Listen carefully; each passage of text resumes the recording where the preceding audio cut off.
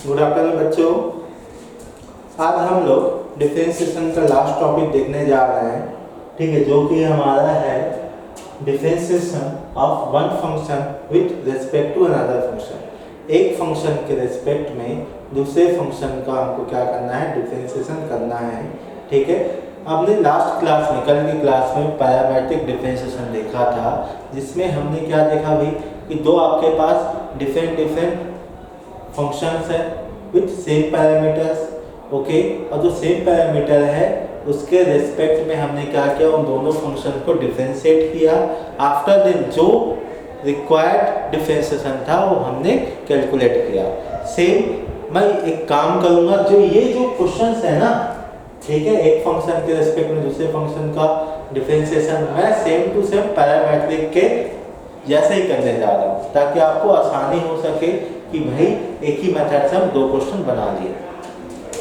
अब देखो पहला क्वेश्चन क्या है, differentiate log sin x with respect to root over of cos x।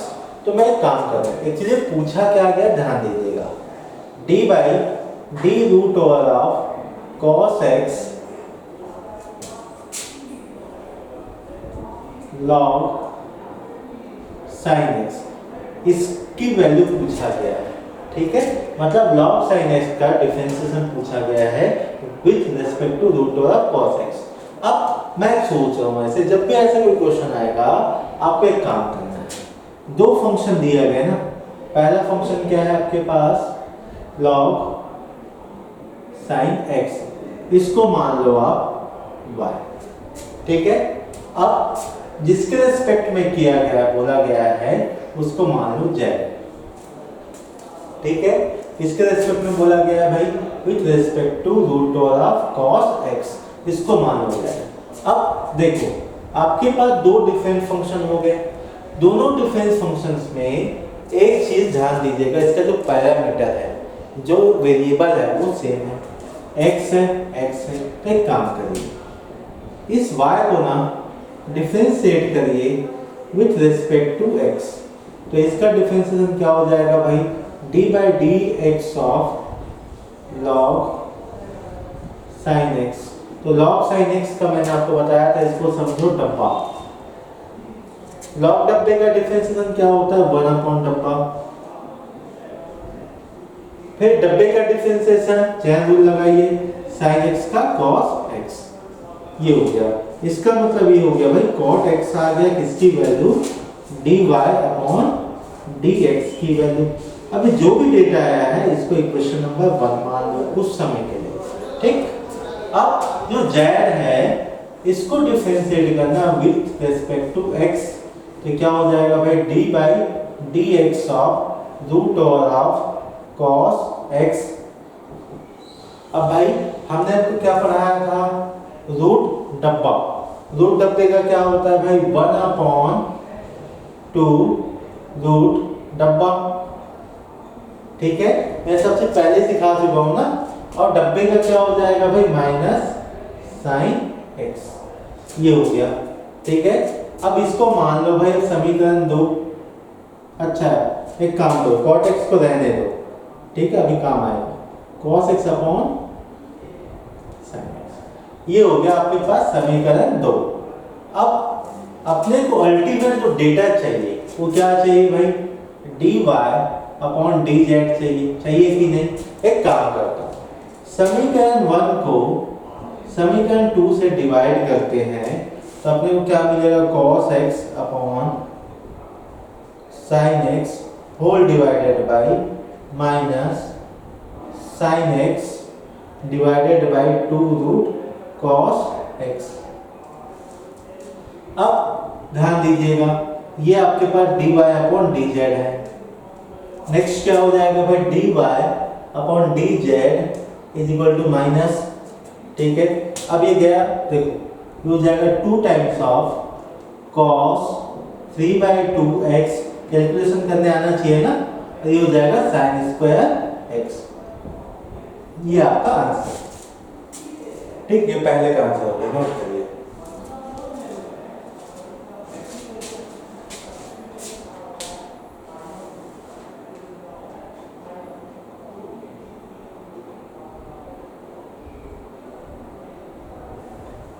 चलिए नोट हो गया होगा तो आगे बढ़ते हैं।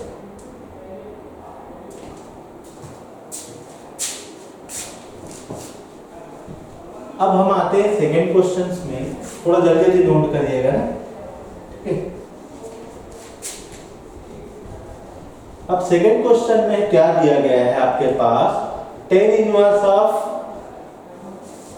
Root of 1 plus x square minus 1 upon x with respect to tan inverse of x। ठीक है, जब भी आप क्वेश्चन करोगे एक बार चेक कर लेना कि आपके जो क्वेश्चन है सही आपने नोट डाउन किया है कि नहीं। तो देखिए भाई, अब सेकंड का सॉल्यूशन देखो, ध्यान दीजिएगा।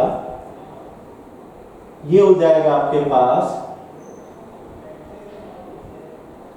tan inverse of root of 1 plus x square minus 1 upon x. ठीक है, आपको पूछा क्या गया, d by d, okay, tan inverse of x। ठीक है, आपको ये पूछा गया, इसकी वैल्यू। सेम फंडा है भाई, सेम काम करिए। अब सेम काम करोगे तो कैसे करोगे, ध्यान दीजिएगा। अब मैं आपको इंपॉर्टेंट चीज बताता हूँ, जब भी इनवर्स आएगा ना तो आप कोशिश करो सब्स्टिट्यूट करने का, सिंप्लीफाई करने का। जितना अच्छा सिंप्लीफाई करोगे उतना ही क्या होगा, आपको डिफरेंशिएशन में आसानी होगी। एक काम करता हूँ, tan इनवर्स ऑफ x को थीटा मान लेते हैं, तो यहाँ से x की वैल्यू क्या आएगा, tan थीटा। अब कई बच्चे बोलेंगे सर हमको सपना थोड़ी ना आया है कि हम tan इनवर्स ऑफ x को थीटा मान लें भाई, और ऐसे ही क्यों मानेंगे। अब देखो, आप ऐसा भी पढ़ सकते हो, रूट से बाहर निकालना है, इसका मतलब परफेक्ट स्क्वायर चाहिए। तो यहाँ देखो, जो वेरिएबल है एक्स स्क्वायर, उसको ऐसा मानो कि भाई वो अंदर में क्या बना दे, परफेक्ट स्क्वायर बना दे। तो भाई 1 प्लस tan स्क्वायर क्या होता है, सेक स्क्वायर होता है। तो भाई यहाँ पे बस वही है। ठीक है, जैसे ही हमने माना, ध्यान दीजिएगा।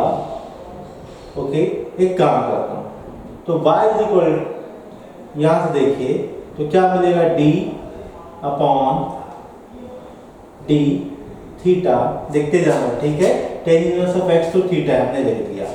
अब यहाँ देखिए आपके पास क्या है, tan inverse of root of 1 plus tan square theta minus 1 upon tan theta, ये हो गया। अब देखो, ये आपके पास d थीटा है, ये आपके पास d है। अब मैं इतना मेहनत क्यों कर रहा हूँ, यदि अंदर में ट्रिग्नो बन गया तो बाहर आईटीएफ पे कैंसिल आउट हो जाएगा, ओनली वेरिएबल आएगा। ठीक है, तो यहाँ से देखिएगा, अब ध्यान दीजिएगा, ये हो जाएगा आपके पास sec theta minus 1 upon tan theta, ये हो गया भाई आपके पास। क्योंकि ध्यान देना, 1 प्लस tan स्क्वायर बनता है सेक स्क्वायर से बाहर। अब आगे बढ़ते हैं, नेक्स्ट ये हो गया d थीटा, ये हो गया d। अब देखो ये हो जाएगा tan, ठीक है, इनवर्स ऑफ, इसको क्या लिख सकते हैं, 1, देखो ध्यान देना बेटा, सेक को लिख सकते हैं 1 अपॉन कॉस थीटा माइनस 1, और इसको लिख सकते हैं sine theta upon cos theta, अपन लिख सकते हैं। देखते चलना, d tan इनवर्स ऑफ, ये हो जाएगा बेटा आपके पास 1 minus cos theta upon, only बचेगा साइन थीटा, और नीचे क्या है, डी थीटा है आपके पास। अब देखते चलना, ठीक है। अब देखो यहाँ क्या हो जाएगा, डी, नीचे क्या है, डी थीटा, tan इनवर्स, देखते चलना, ठीक है। 1 माइनस कॉस थीटा क्या होता है, 2 sine square theta by 2। Okay, अब नीचे देखो भाई, साइन थीटा को अपन क्या लिख सकते हैं, 2 sine theta by 2 cos theta by 2, ये अपन लिख सकते हैं। अब देखो 2 से 2 कैंसल, ठीक है, और यहाँ से एक साइन कैंसल, तो आपके पास क्या बचा, d by D theta of tan inverse of, यहाँ बच गया साइन थीटा बाई 2, इधर नीचे बच गया कॉस थीटा बाई 2। तो यहाँ से क्या मिलेगा, d by D theta of tan inverse of, ठीक है, ये क्या हो जाएगा आपके पास tan थीटा बाई 2 ये आ गया। अब देखो भाई बाहर ITF है, अंदर ट्रिग्नो है, दिक्कत ही नहीं है, काट डालो। आफ्टर काटने के बाद d by d theta of theta by 2 बच गया। अब इसका जब डिफरेंशिएट करोगे तो आपको मिलेगा 1/2। यही आपका फाइनल आंसर होगा। ठीक है, आई होप ये क्वेश्चन समझ में आ गया होगा। ठीक है, नोट करिए।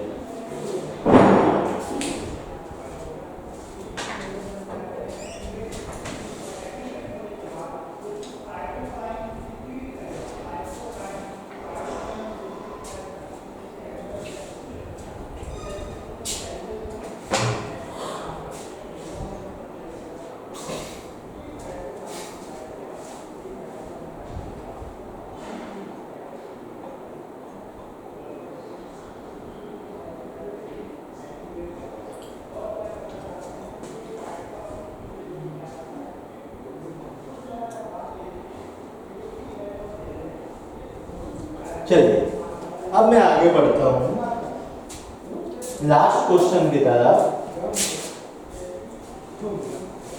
जो लास्ट क्वेश्चन है वो है आपके पास cos inverse of 2x square minus 1 with respect to root over of 1 minus x square.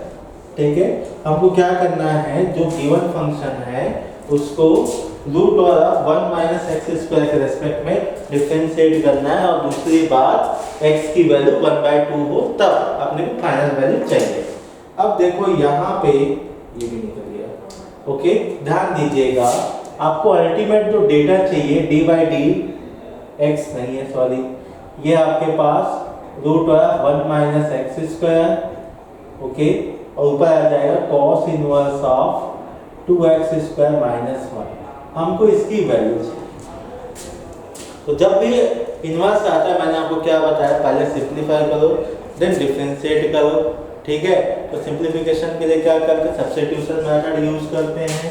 तो x को क्या पुट अप करें, सोचो कि अंदर में क्या है आपके पास, सॉरी बाहर में क्या है, cos इनवर्स है, अंदर में क्या बन जाए आपका cos बन जाए, और जैसे ही cos बनेगा 110% क्या हो जाएगा, कैंसिल आउट हो जाएगा। तो x की वैल्यू मैं सोच रहा हूँ cos थीटा सोच लें। अब कई बच्चे बोलेंगे सर cos थीटा ही क्यों सोचे, तो आपको फार्मूले याद होने चाहिए। 2 cos स्क्वायर थीटा माइनस 1 क्या होता है, cos 2 theta. 2 sin square theta 1 minus, ये होता है cos थीटा, cos 2 थीटा। ठीक है, ये सब फार्मूला आपको याद रखना है। जैसे हमने इसको माना, आपके पास क्वेश्चन कैसे बन गया, d by d ये हो गया 1 माइनस cos स्क्वायर थीटा, ऊपर में क्या हो गया भाई cos inverse 2 cos square theta minus 1।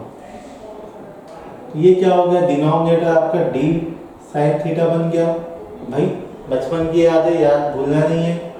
Okay, d ये हो जाए cos इनवर्स, और ये होता है आपके पास cos 2 थीटा। अब देखो भाई, जैसे हम यहाँ पे आएंगे, ध्यान दीजिएगा, ओके, ये कैंसल आउट हो गया, d by d sin theta ये हो जाएगा 2 थीटा। ओके, अब एक काम करो भाई, ये तो बड़ा भयानक सा दिख रहा है, एक काम करते हैं, 2 थीटा को थीटा के रिस्पेक्ट में और sin थीटा को भी थीटा के रिस्पेक्ट में क्या करते हैं, डिफरेंशिएट करते हैं। तो यहाँ से मिलेगा 2 और नीचे से मिलेगा आपको cos थीटा। ये जो डेटा आया है यही आपका क्या हो गया, फाइनल आंसर हो गया। ठीक है, चलो नोट करो, फिर हम चलेंगे अगले टॉपिक की तरफ, अगले चैप्टर की तरफ। ठीक है, आई होप ये समझ में आ गया होगा आपको डिफरेंशिएशन। अब चलेंगे हम लोग इसके एप्लीकेशंस की तरफ। ठीक है, नया चैप्टर है ये, और चलो एक काम करो, पहले इसको नोट करो फिर आगे बढ़ते हैं।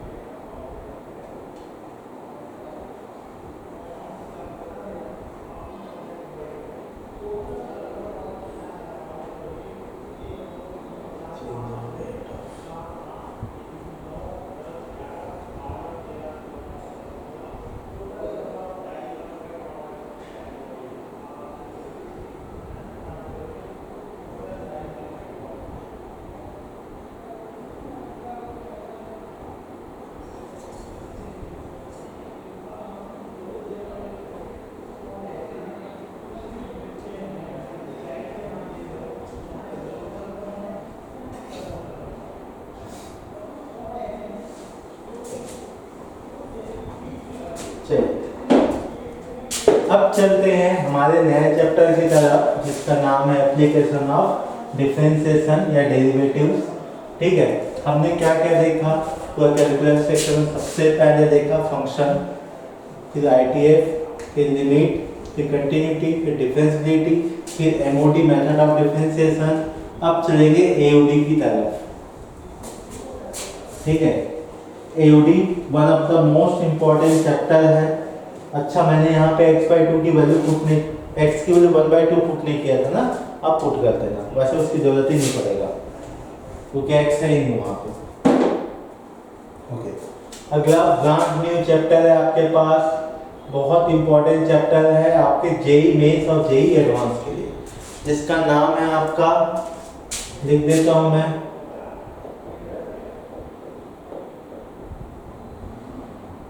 एप्लीकेशन ऑफ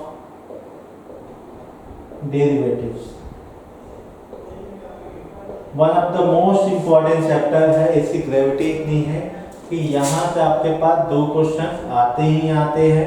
मेंस की बात को एडवांस में तो भर भर के आते हैं। ठीक है, अब मैं आपको बताता हूँ इस चैप्टर में आपको क्या क्या पढ़ना है। टॉपिक 1,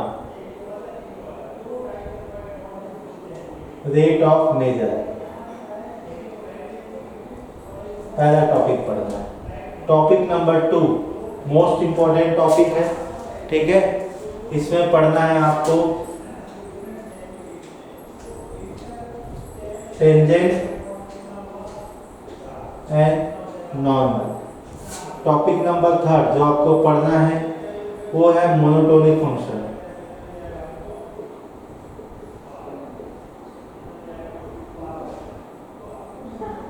ठीक, टॉपिक नंबर 4 जहां से सबसे ज्यादा क्वेश्चन पूछा जाता है वो है आपका मैक्सिमम मिनिमम।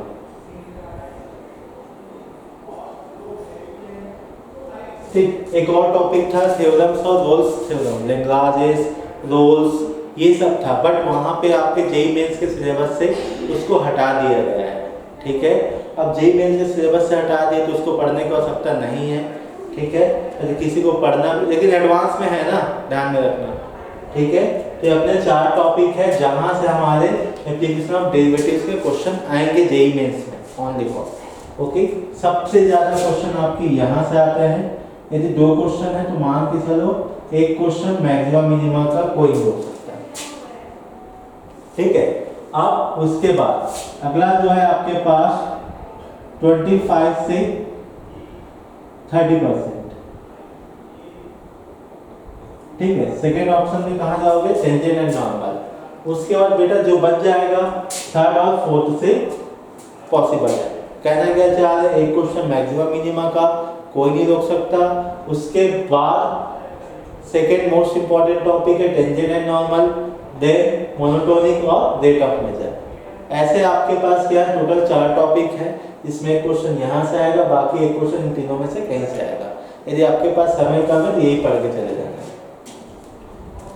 अब ध्यान दीजिएगा, एप्लीकेशन ऑफ डेरिवेटिव की जब हम बात करते हैं, ठीक है, कि कहाँ कहाँ पे क्या क्या अप्लाई होता है, क्यों इसको पढ़ते हैं। ठीक है, इतना भी पीएचडी करने की अपने को आवश्यकता ही नहीं है, अपने को बस टॉपिक में जाइए क्योंकि समय वैसे ही कम है। ठीक है, हार्डली आपके पास 2 महीने का समय है जेईई मेन के लिए। ओके, अब देखो पहला टॉपिक हम लोग पढ़ने जा रहे हैं, रेट ऑफ मेजर। ठीक है, ओके, यदि रेट ऑफ मेजर की बात करें, अच्छा एक चीज और, यदि आपको एप्लीकेशन ऑफ डेरिवेटिव की बात करनी है, ठीक है, तो आपने क्लास 10th में मेंसुरेशन एक चैप्टर था क्षेत्रमिति, वो बहुत अच्छे से होने चाहिए, जिसमें आपको एरिया, वॉल्यूम, सरफेस एरिया, ठीक है, उसके बाद आपके पास, ठीक है, जो भी था कोन, स्फीयर, ठीक है, स्लैंट हाइट, ये सब आपको पूरे फॉर्मूला याद होना चाहिए, ठीक है। आपके पास सर्कल का याद होना चाहिए, कोन का याद होना चाहिए, स्फीयर का याद होना चाहिए, रोम्बस का याद होना चाहिए, ठीक है, आपको स्क्वायर का याद होना चाहिए, आपको रेक्टेंगल का याद होना चाहिए, ठीक है, आपको ट्रायंगल याद होना चाहिए, ये सब आपको होना चाहिए, ठीक है, तब जाके ये चैप्टर बहुत आसानी से बनेगा। जिस बच्चे को फार्मूला याद नहीं होगा, ठीक है, उसके थोड़ा सा प्रॉब्लम होगा, ठीक। आई होप आपको समझ में आ गया कि आपको क्या करना है। घर में जाकर आपको करना है बेटा, क्लास 10 से बुक उठानी है, पूरे फार्मूले याद करके आनी है, ठीक है। अब चलते पहला रेट ऑफ मेजर। आपको बेसिकली इसमें पढ़ना है change in rate of anything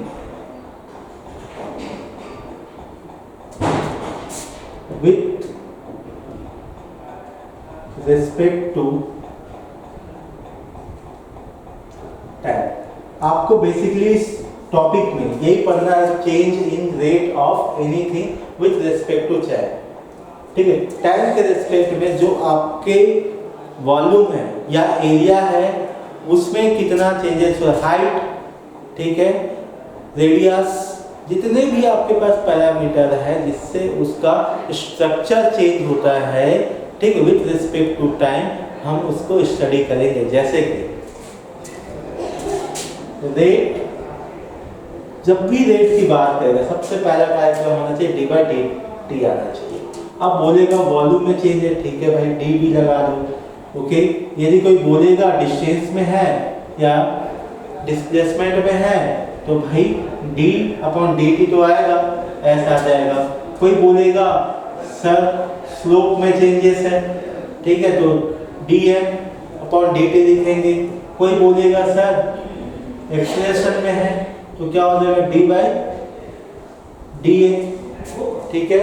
फिर कोई ये बोलेगा कि काम करो सर हमको तो इसका भी निकालना है, ठीक है, ये आपके पास हो जाएगा लेंथ का, ठीक है, D by d t of L, ऐसे आपके पास है। अब आपके पास क्वेश्चन कैसा है, देखो, जैसे आपके पास कोन, ठीक है, क्या करेंगे, इसमें पानी डालेंगे और बोलेंगे एक हाइट के बाद उसके जो वॉल्यूम है, वाटर पोरिंग की जो वॉल्यूम है उसमें कितना चेंजेस आया, ठीक है।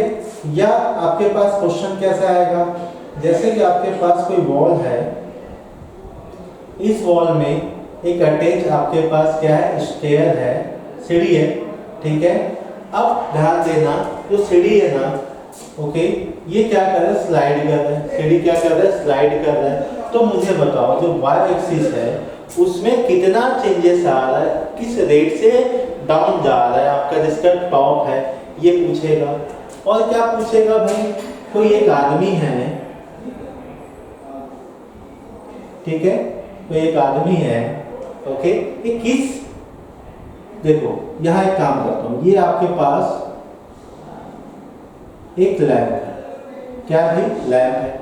अब लैंप है मतलब जलेगा ही, ठीक है।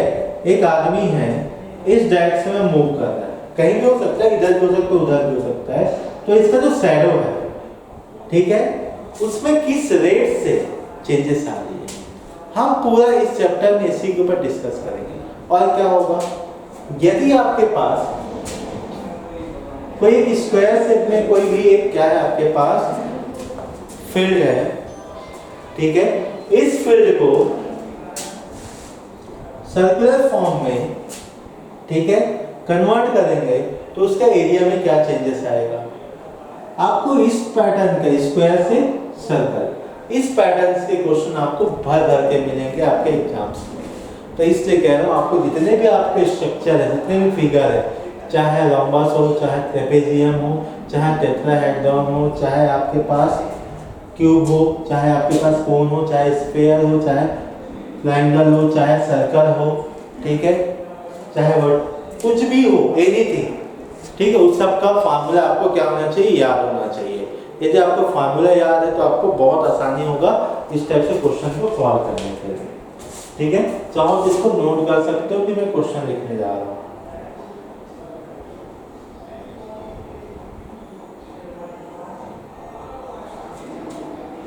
अब कोई बच्चा ये मत बोले सर कि यदि y डायरेक्शन में चेंज हो रहा है ना, तो ध्यान देना, बस एक चीज याद रखना, ये याद रखना, जो चेंज करने बोलेगा y एक्सिस को बोलेगा तो y बैठा देना।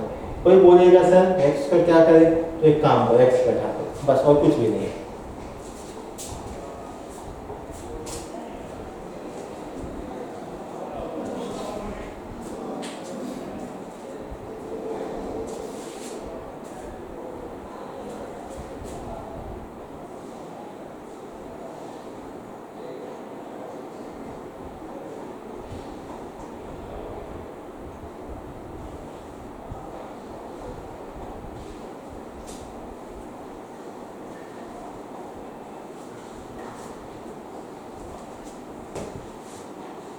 चलिए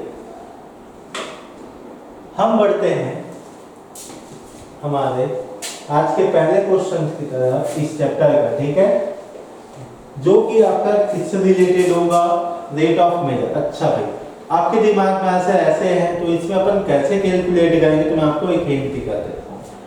एक आपके पास पैरामीटर दिया होगा, गिवन होगा, और एक में चेंज होगा, ठीक है। जो चेंज होगा तो गिवन के रिस्पेक्ट पे ही कैलकुलेट करना है, ठीक है, गिवन के रिस्पेक्ट में क्या करना है, कैलकुलेट करना है। अब देखो मैं क्वेश्चन लिखने जा रहा हूँ। अब क्वेश्चन थोड़ा बड़ा है, धमाकेदार है, 2022 का डायरेक्ट में क्वेश्चन उठा रहा हूँ। देखो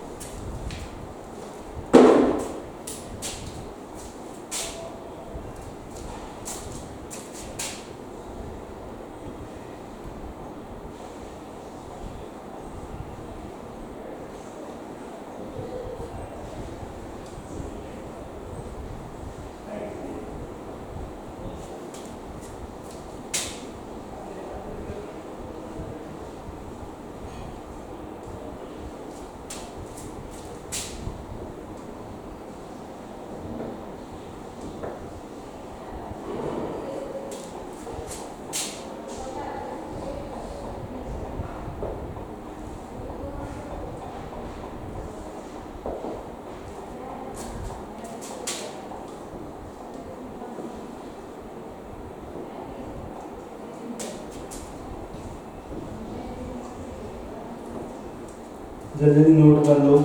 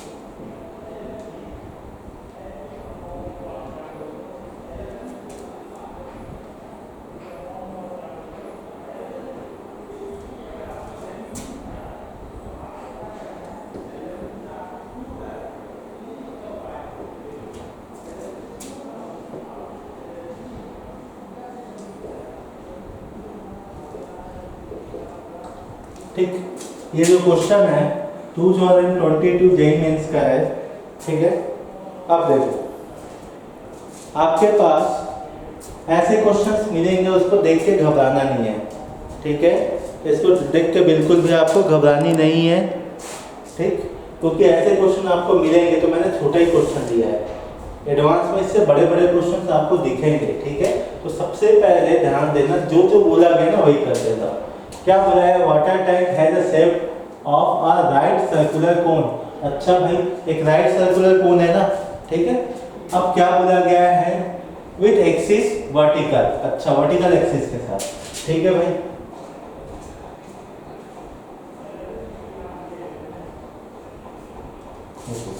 ठीक है, और वर्टेक्स क्या है, डाउनवर्ड है, मतलब ऐसे ही कुछ डायग्राम बनेगा। ठीक है, अब देखो फिर क्या बोला गया है, इट्स सेमी वर्टिकल एंगल। अच्छा भाई, सेमी वर्टिकल एंगल, ठीक है भाई, बना देता हूँ सेमी वर्टिकल एंगल। ये जो है ना आपका, ये सेमी वर्टिकल एंगल है, ध्यान रखिएगा। ठीक है, इसको कुछ समय के लिए मान लेते हैं थीटा, और इसकी वैल्यू क्या दिया गया भाई, tan इनवर्स ऑफ 3/4। इसका मतलब tan थीटा की वैल्यू क्या आएगा आपके पास, 3/4। ये आपके दिमाग में होना चाहिए। ठीक, फिर क्या बोला गया है, ध्यान दीजिएगा, वाटर स्पॉट, पॉट मतलब डालना। ठीक है, पानी क्या करें, डालना। अब डालेंगे तो क्या होगा भाई, भरेगा। ठीक है, अब भर रहे पानी। ठीक है, अब क्या बोला गया है, in it a constant rate of 6 metre cube per hour. मतलब भरने, ध्यान दीजिएगा ना, यहाँ आप यूनिट से भी समझ सकते हो कि क्या दिया है। अब भाई पानी भरा है, एक मान के चलो एक हाइट तक भरा है। हाइट क्या है आपके पास, h है।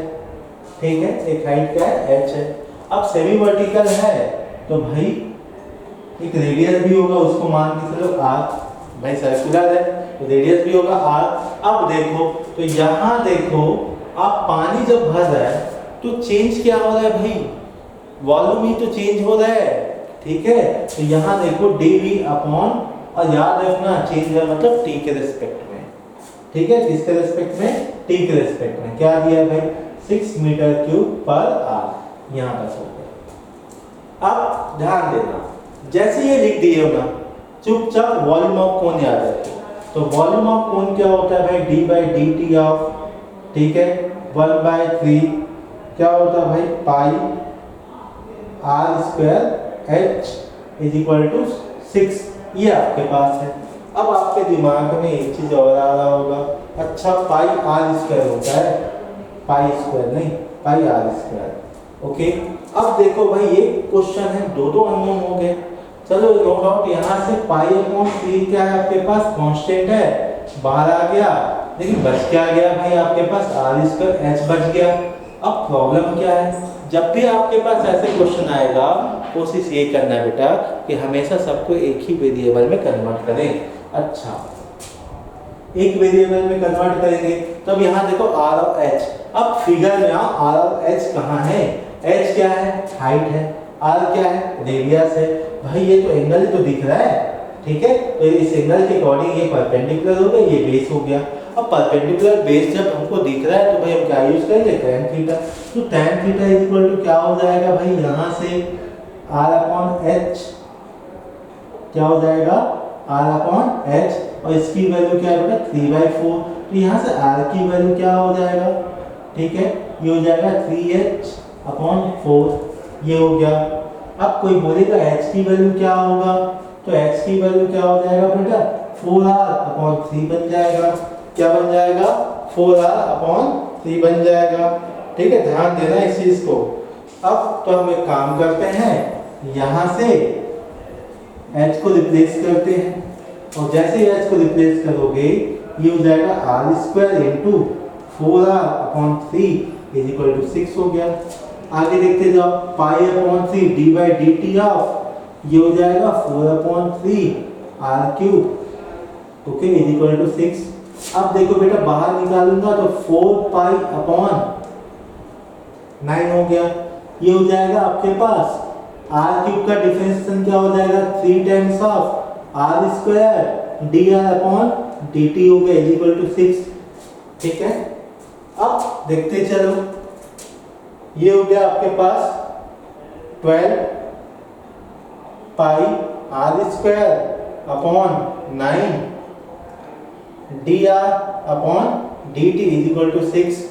अब यहां से एक काम करोगे, जैसे जैसे ये बढ़ेगा ना, ठीक है, तो इसका जो रेडियस है उसमें भी तो चेंज होगा, ठीक है। तो यहाँ से देखो d r upon d t क्या हो जाएगा भाई, 6 इंटू 9 अपॉन 12 पाई आर स्क्वायर, ये हो गया। अब काटा पीटी करेंगे, एक बार जाएगा या दो बार जाएगा, तो अल्टीमेट क्या हुआ 9 अपॉन 2 पाई आर स्क्वायर हो गया। ये आपके दिमाग में रखनी है चीजें। अब ध्यान दीजिएगा, अब और क्या क्या बोला गया है आपसे क्वेश्चन में, ठीक है। क्वेश्चन में क्या बोला गया है, आगे बढ़ते हैं ना, the rate at which the wet गीला curve surface are the tank is increases, okay, when the depth of the water in the tank is 4 metre. जब h क्या है 4 मीटर है, तब हमको चाहिए, ध्यान देना, रेट ऑफ चेंज ऑफ, ठीक है, कंप्लीट सरफेस एरिया, हमको इसकी वैल्यू चाहिए, ठीक है। अब ध्यान दीजिएगा, डी बाई डी टी हम लिख दिए, complete area surface, total surface area, ठीक है। कैसे आता है भाई, एक आपके पास कोन है, उसका क्या होता है, उसका होता है आपका पाई आर एल, ठीक है, पाई आर एल। अब पाई आर एल है, अब आपके दिमाग में सर पाई आर तो ठीक था, एल कौन है, एल होता है आपका स्लेंट हाइट, क्या होता है, स्लेंट हाइट, ठीक। अब ध्यान देना, मैं इसको बना देता हूँ, ठीक, ये एल है, ये एच है, ये आर है, भाई ये तो 90 डिग्री है ना, ठीक है, मतलब पाइथागोरस लगा सकते हैं। तो L इज इक्वल टू क्या हो जाएगा, root of h square plus r square अपन लिख सकते हैं, ठीक है। अब देखो d by d t of pi बाहर फेंक दो, अंदर बचेगा r, फिर हो जाएगा root of h square plus r square, ठीक है। अब देखिए यहाँ पे ना, आगे बढ़ते हैं, पाई d अपॉन डी टी लिख दो, एच स्क्वायर का मतलब क्या है, एच की वैल्यू क्या है 4r अपॉन 3, ये हो जाएगा 4 मतलब 16r स्क्वायर अपॉन 3, नीचे में तो 3 आएगा ही आएगा, ठीक है। यहाँ r है आपके पास, और ये क्या हो जाएगा भाई 16 प्लस 9 25, ठीक है, 25 मतलब 5r, क्या है भाई 5r। यहाँ तक आपको समझ में आया, क्या आ गया यहाँ तक 5r। अब देखो इसको फर्दर से सिंप्लीफाई करते हैं, पाई अपॉन 3, 5 भी बाहर निकाल दो, ठीक है, अंदर क्या बचेगा d by d t of r square. अब इसको फर्दर आपको क्या करना है, डिफरेंशिएशन करना, तो क्या हो जाएगा 2r dr अपॉन dt, ठीक है। अब देखो भाई 10 पाई अपॉन 3r, देखते जाना, यहाँ से dr अपॉन dt की वैल्यू कितनी है बेटा, कहाँ गया dr अपॉन dt की वैल्यू, अच्छा ये वैल्यू अपने को कैलकुलेट ही करनी है, ठीक है, ओके, अच्छा ये रहा, ठीक है। इसकी वैल्यू क्या है 9 अपॉन 2 पाई आर स्क्वायर, ये है, ठीक है। काटा पीटी करें, एक बार गया 3 बार गया, पाई से पाई कैंसल, एक बार 5 बार, तो 5r, r भी कैंसल है, ठीक है। यहाँ से क्या मिला 5 अपॉन r। अब जब 5 अपॉन r आ चुका है, ठीक है, तो यहाँ से एक मिनट 3 भी है ना, हाँ 15 अपॉन r आ गया। अब r की वैल्यू चाहिए। अब ध्यान देना, जब h की वैल्यू 4 है तो r की वैल्यू क्या होगा भाई, h की वैल्यू 4 है तो r की वैल्यू हो जाएगा, यहाँ से देखो r की वैल्यू हो जाएगा 3, r की वैल्यू क्या हो जाएगा 3, ये हो जाएगा 15 अपॉन 3, ये हो गया आपके पास 5। अब आपके दिमाग में आएगा इसकी वैल्यू मतलब क्या होगा, यूनिट, ये होगा मीटर स्क्वायर पर आर, ठीक है, मीटर स्क्वायर पर आर, ये इसका फाइनल आंसर है, ठीक है। ऐसे क्वेश्चन आपको बहुत मिलेंगे जेईई मेंस और जेईई एडवांस में, ठीक है। आई होप ये क्वेश्चन आपको समझ में आ गया होगा। ध्यान देना, ऐसे बहुत सारे क्वेश्चन आपको मिलेंगे, आपको बस क्या करना है, प्रैक्टिस करनी है। ठीक है, चलो आई होप ये क्वेश्चन समझ में आ गए। ठीक है, आज के लिए इतना ही काफ़ी है। हम मिलते हैं कल नए टॉपिक के साथ। कल हम पढ़ने जाएंगे tangent and normal, one of the most important. I hope ऐसे कोई भी क्वेश्चन आएगा बन जाएगा। बस इतना याद रखना, एक जो पैरामीटर होगा वो फिक्स होगा, और वो जो फिक्स है ना उसी के रेस्पेक्ट में दूसरा क्या होगा, चेंज होगा। ठीक है, चलिए मिलते हैं कल।